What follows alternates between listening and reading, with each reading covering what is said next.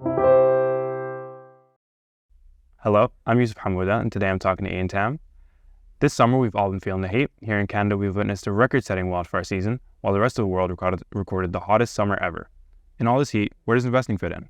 Today, we're talking about sustainable investing. So, Ian, given the undeniable reality of climate change, what role will sustainable investing play, and why? Well, thanks for a very well-prepared question, Youssef. You're absolutely right. As people become more and more aware of climate change and the rising temperature of the Earth, I think sustainable investing is going to play a pretty crucial role as we move towards a kind of a carbon neutral economy, specifically here in Canada. As the need to maintain sustainable practices increases, corporations are putting more and more emphasis on having sustainable practices within their organizations. And investors can make a difference by ensuring that capital flows or money flows towards those kinds of companies, which hopefully will make a net impact on society and the planet overall. And in this heating climate, do you see sustainability gaining or losing traction? Like, will companies uphold their ESG promises? Yeah, that's a tough question. So I think, first of all, that I think sustainable investing has gained traction. Certainly in Canada, many of our largest pension funds are heavily integrated in terms of their sustainable investing practices. So they've leveled up quite a bit.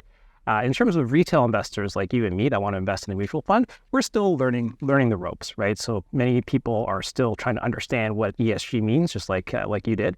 And it's a bit confusing, right? It's a bit of a muddy water, but I think regulators, so the rule makers here in Canada, are trying to make things a bit clearer. Companies like Morningstar are also trying to educate investors on how to invest sustainably. So I think the traction is there. It's gaining momentum. As for corporations upholding their promises to being sustainable, I think many companies are living up to their promises, maybe not all of them. But I think as investors demand this from companies, they're going to start to look for companies with more sustainable practices than others. So I think overall, we're heading in the right direction. So do you see sustainability becoming a guiding principle in the average portfolio? Yeah, I think so. So just like I said earlier, if once investors are a bit more educated in how to invest sustainably and what it means, because it's not just yes or no, there's different, ingredients or different ways to invest sustainably. Once we get more comfortable in how we want to invest, I think that it will gain some more traction.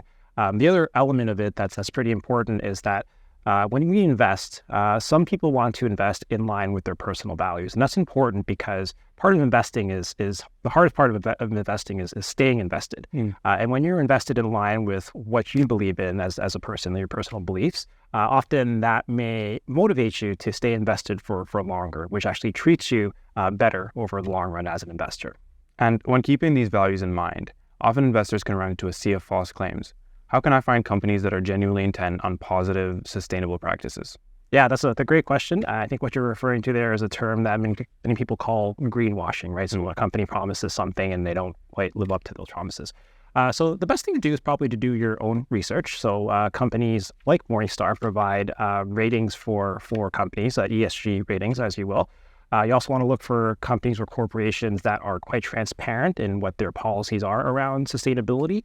You also want to look at how they engage with investors, right? So some corporations will openly talk to investors and ask them, okay, what should we change about our corporate policy to make us more sustainable? So those types of companies are more likely to live up to their promises if they're open to communicating with their investors. Thank you, Ian. For Morningstar, I'm Youssef Hamoda.